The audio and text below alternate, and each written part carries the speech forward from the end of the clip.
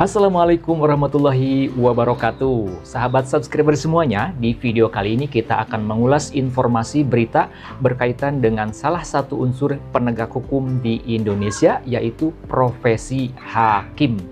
Saat ini sedang banyak diberitakan informasi di media-media informasi, media sosial, adanya gerakan yang sedang dilakukan oleh hakim-hakim di Indonesia, yaitu gerakan cuti bersama. Nah, kita akan mengulas ada apa sih para hakim di Indonesia ini yang jumlahnya sampai ribuan ini mengadakan gerakan cuti bersama.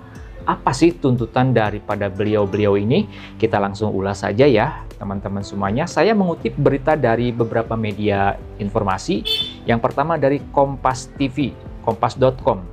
Nah, seperti ini ya berita utamanya. Aksi cuti massal hakim mulai hari ini. Hari ini tanggal 7 Oktober 2024. Pengadilan di Jakarta tetap gelar sidang. Akan tetapi pengadilan di Jakarta ini tetap menggelar persidangan. Nah, kita lanjut ke pemberitaan selanjutnya dari Detik News. Aksi cuti bersama hakim se-Indonesia. Ini tuntutannya. Nah, ini yang menarik yang kita ulas. Apa sih sebetulnya yang dituntut oleh para hakim di Indonesia? Oke, kita langsung cari tahu. Ini saya mengutip dari Detik News ya, dari Detik News. Di antara pemberitaannya seperti ini. Aksi rencananya terpusat di Jakarta nanti. Lembaga atau tokoh terkait juga akan diajak diskusi oleh para hakim nantinya. Keresahan ini katanya sudah terbendung sejak lama. Ada 11 data yang dipaparkan, yakni yang pertama yaitu adalah gaji dan tunjangan yang tidak memadai.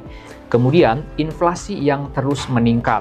Selain itu, tunjangan kinerja hilang sejak 2012. Kemudian, tunjangan kemahalan yang tidak merata. Selain itu juga beban kerja dan jumlah hakim yang tidak proporsional. Kemudian juga kesehatan mental, harapan hidup hakim menurun, rumah dinas, dan fasilitas transportasi yang tidak memadai. Jadi diantaranya salah satunya yaitu adalah gaji dan tunjangan yang tidak memadai. Nah, itu salah satu alasannya dan mungkin merupakan salah satu tuntutan daripada yang mulia para hakim kita ini yang mungkin menuntut kenaikan ya. Kenaikan apakah mungkin kenaikan gaji atau kenaikan tunjangan? Ya, bisa saja seperti itu. Kemudian juga alasan yang lainnya karena inflasi yang terus meningkat. Mungkin karena inflasi terus meningkat, tetapi gaji hakim tidak terus naik. Mungkin seperti itu juga. Kemudian tunjangan kinerja hilang sejak 2012. Nah, ini mungkin logis ya kalau memang dulu ada tunjangan kinerja, kemudian hilang sejak 2012. Ya, tidak ada salahnya juga sih kalau para hakim ini menuntut untuk diadakan kembali tunjangan kinerja.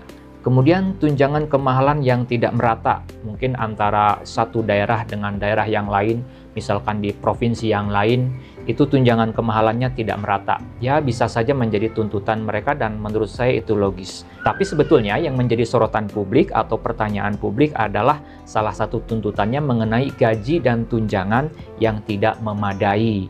Kalau masyarakat kecil kan melihatnya, masa sih profesi hakim sekelas pejabat negara masih saja merasa kurang untuk menerima gaji dan tunjangan. Oleh karena itu, kita intip sebetulnya berapa sih gaji dan tunjangan hakim di Indonesia ini.